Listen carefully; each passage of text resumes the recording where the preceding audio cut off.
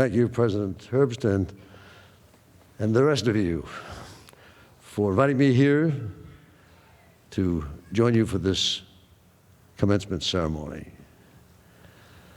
Thank you all for the kind words, the warm greeting, and for the opportunity to congratulate the medical students, dental students, and biomedical graduate students who today are receiving MD degrees and DMD degrees and PhD degrees and other degrees that they have earned.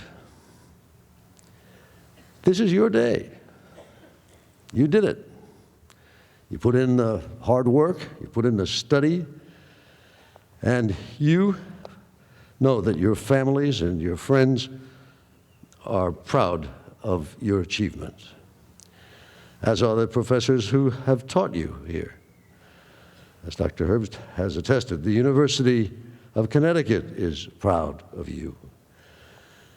That, in effect, is what the diploma says. And for what it's worth, I'm proud of you too. If not as a classmate, at least as a commencement mate. Grateful though I am at this honorary degree that you've bestowed on me today, the only true earned degree that I have is a Bachelor of Science in Economics from Fordham University, given a long time ago, 1954 it was. I never took a course in writing or a course in journalism. That explains a lot, some people say.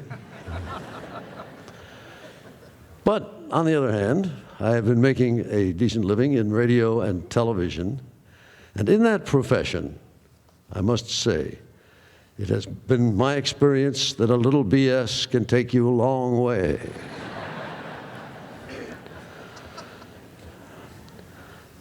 Dr. Liang in LA last week, I received an Emmy Award, and I spoke with Dr. Liang's cousin and my CBS colleague, Julie Chen.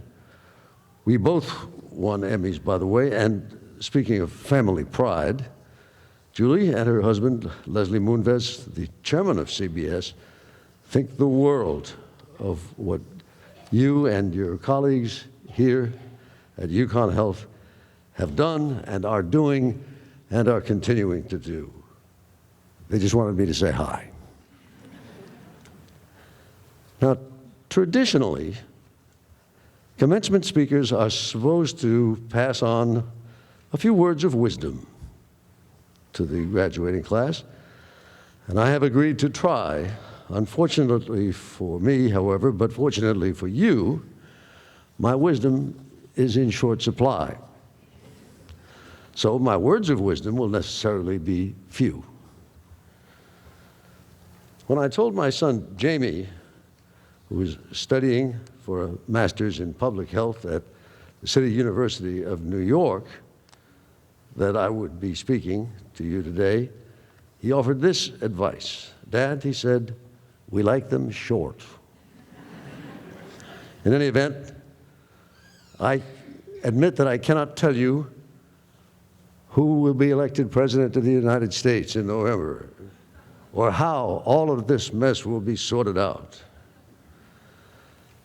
In any event, this much I do know. Unlike many other graduates at this season who are told that it's a dark, cold world out there for college graduates these days, some of them are taking gap tours of the world because the jobs are so scarce. It's different with you. You are wanted. The world needs you. The world needs you now. There has been some wisdom displayed in the choices that you have already made about where to study and how to make a positive difference in people's lives.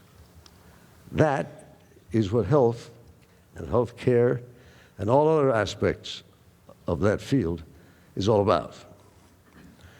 Your timing is perfect. Medicine stands on the threshold of great advances, and you will be a part of that. But one thing is true, in case you had the idea that now that you got this degree, it's all over for you. You are not finished yet, let me tell you, not by any means. The day you stop learning is the day you stop growing, and in effect, the day you stop knowing. You and your classmates have already learned not only from the teachers here, but from one another. Look around. In some cases, you may not see them again after today, or they may become lifelong friends. Some may be your professional colleagues. That is very likely in your case. Maybe your bosses. Who knows? You may be their bosses. But in any event, the thing to remember is don't let them get away. They have already meant a lot to you, and it's possible that they will mean a lot to the rest of what you do. At CBS, I have been learning from my colleagues for 40 years now. They turn out to be some of the best people in the business. I urge you to look around and to do the same. You are off to a great start. Congratulations, and keep up the good work.